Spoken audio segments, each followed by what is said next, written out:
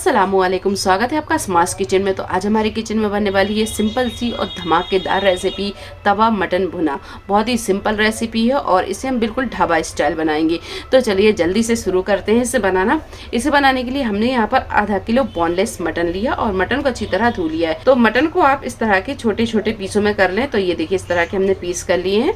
तो चलिए सबसे पहले तो हम मटन को गला लेंगे। तो सबसे पहले तो हम डालेंगे इसमें नमक। तो 1 चम्मच के करीब हम नमक डालेंगे, आधा चम्मच हल्दी पाउडर और 1 चम्मच अदरक लहसुन का पेस्ट। और इसमें हम पानी डालेंगे। तो पानी हम इसमें बहुत कम डालेंगे। तो मटन में हमने आधा कप के करीब पानी डाल दिया है और अच्छी तरह से मिक्स कर दिया है। तो यहाँ पर आप पानी थोड़ा सा कम डालें, बस इतना डालें कि मटन अच्छे से गल जाए। अगर आप ज्यादा पानी डाल देंगे तो पानी को सुखाने में थोड़ा सा टाइम लगेगा। तो पानी यहाँ पर आप थोड़ा सा कम रखें। अब हम इसकी लिड लगा देंगे और मीडियम फ्लेम पर रखकर 3 से 4 सीटी लगा लेंगे। तो ये देखिए मटन अच्छी तरह गल गया है और इसमें हमने बहुत कम पानी डाला था, इसीलिए इसमें पानी बहुत कम बचा है।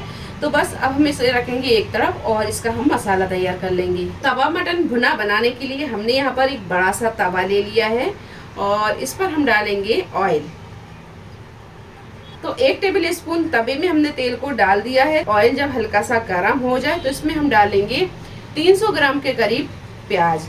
और प्याज को हमने हल्का दरदरा पीस लिया है और इसका पानी हमने हटा दिया है। आप चाहें तो प्याज को बिल्कुल बारीक काट के भी ले सकते हैं। तो ये डाल देंगे। ढाबा स्टाइल भुना मटन बना रहे हैं तो हमने यहाँ पर बड़ा सा तवा ले लिया है और वैसे ही हमने चम्मच ले लिया है। तो बस अब हम प्याज को इस तरह फ्राई करेंगे, हल्की गुलाबी होने तक फ्राई करेंगे। तो बस फ्लेम को हम यहाँ मीडियम पर रखेंगे और बस इस तरह चम्मच में जो प्याज लगेगी इसे हम इस तरह झड़ाते जाएंगे।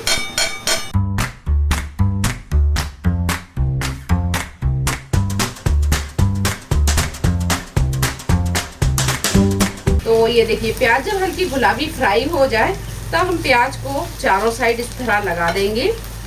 तो ये देखिए प्याज को हमने चारों तरफ लगा दिया है। अब हम डालेंगे थोड़ा सा ऑयल, 1 टेबल स्पून के करीब हम डालेंगे ऑयल और 1 चम्मच के करीब डालेंगे हम इसमें कुटा हुआ लहसुन। इसे अच्छी तरह फ्राई कर लेंगे। तो बस लहसुन को 2 से 3 मिनट फ्राई करने के बाद में अब इसमें हम पाउडर मसाले डालेंगे। और जब हम मसाले डालेंगे तो फ्लेम को हम थोड़ा सा स्लो रखेंगे।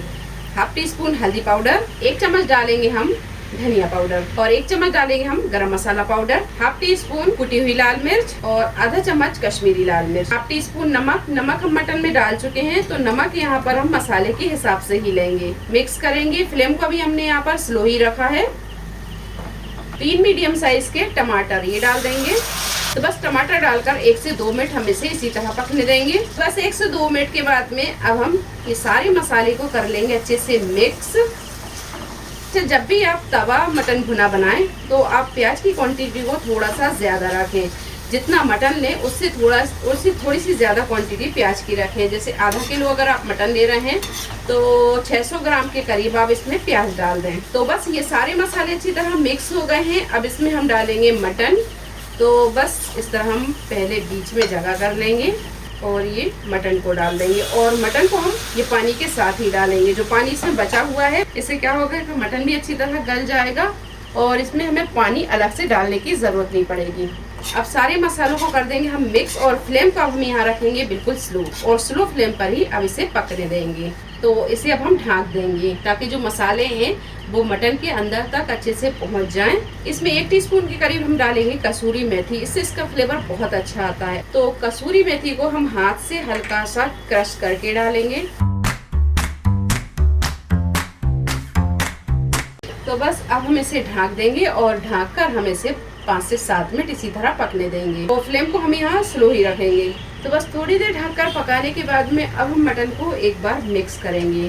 तो पहले हम इसमें डालेंगे 2 से 3 हरी मिर्च। इसे हमने बड़े बड़े पीसों में काट लिया है। मिर्च आप अपने टेस्ट के हिसाब से कम ज्यादा कर सकते हैं। अगर आप ज्यादा तीखी मिर्च नहीं खाते हैं तो फिर यहाँ पर आप शिमला मिर्च भी डाल सकते हैं। तो शिमला मिर्च भी आप ज़्यादा ना डालें। आधा किलो मटन में आप 1 मीडियम साइज की शिमला मिर्च बारीक काट के डाल सकते हैं। इसमें हम डालेंगे बारीक कटा हुआ हरा धनिया और इसे हम करेंगे डिश आउट। बहुत टेस्टी ये भुना मटन बना है, बहुत लाजवाब ये दिख रहा है और बहुत अच्छी खुशबू आ रही है। आप इसे ज़रूर ट्राई करें, आपको ये बहुत पसंद आएगा। आप इसे रोटी के साथ, नान के साथ खाएं या सिंपल चावल के साथ, ये बहुत मज़े का लगता है।